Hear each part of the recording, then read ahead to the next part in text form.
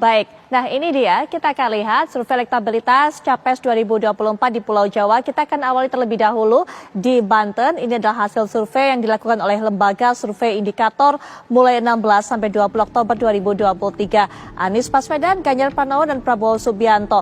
Saat ini di Banten paling tinggi adalah Anies Baswedan dengan 43,9%, kemudian disusul yang kedua adalah Prabowo Subianto 42,9%, sementara hanya 10,6% saja pemilih yang memberikan suaranya kepada Ganjar Pranowo. Ini sekali lagi kami informasikan hasil survei indikator. Bagaimana kemudian dengan kita akan bergerak dari Banten ke DKI Jakarta. Di ibu kota, Anies Baswedan cukup dominan bahkan sampai 51,5%. Kemudian di bawahnya menyusul Prabowo Subianto, sementara itu tertinggal jauh, gapnya cukup banyak dengan 14,14%. Suara yang diperoleh oleh Ganjar Pranowo menempatkannya ada di posisi buncit dari perolehan suara di DKI Jakarta. Kita juga akan lihat Jawa Barat. Seperti apa peta di Jawa Barat? 53% Prabowo Subianto mendapatkan suara di sana. Hasil survei indikator sekali lagi. Sementara itu tidak banyak terpaut, 22,7% dengan 22,4%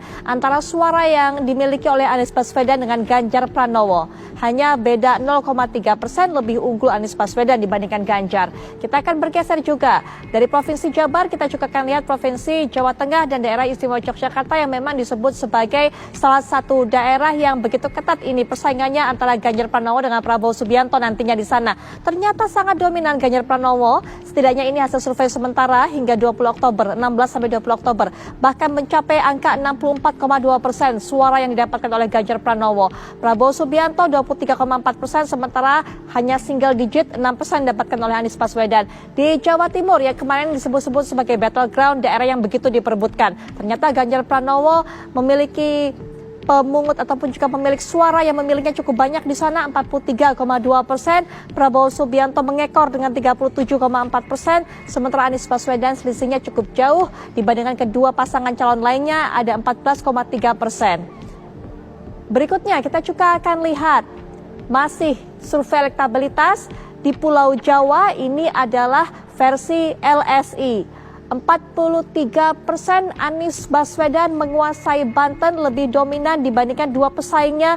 Prabowo Subianto ada di peringkat kedua 42,9%, sementara itu jauh perolehan angkanya 10,6% didapatkan oleh Ganjar Pranowo. Sekali lagi ini adalah hasil survei sementara LSI periode 16 sampai 20 Oktober. Kita bergeser sejenak ke ibu kota. Bagaimana kondisi di ibu kota? Anies Baswedan juga memonopoli suara 36,3%, unggul dibandingkan dua pesaing lainnya. Ganjar Pranowo ada di peringkat 2 dengan perolehan 28,8%, sementara Prabowo Subianto 23,5%.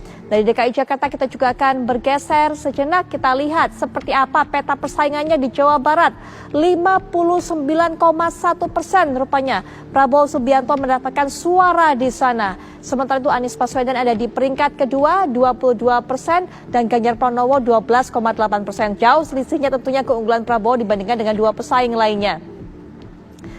Sementara itu di Jawa Tengah, daerah istimewa Yogyakarta, Ganjar Pranowo mencapai suaranya di sana lebih dari setengah, 50,8% pemilih memberikan suaranya kepada Ganjar Pranowo.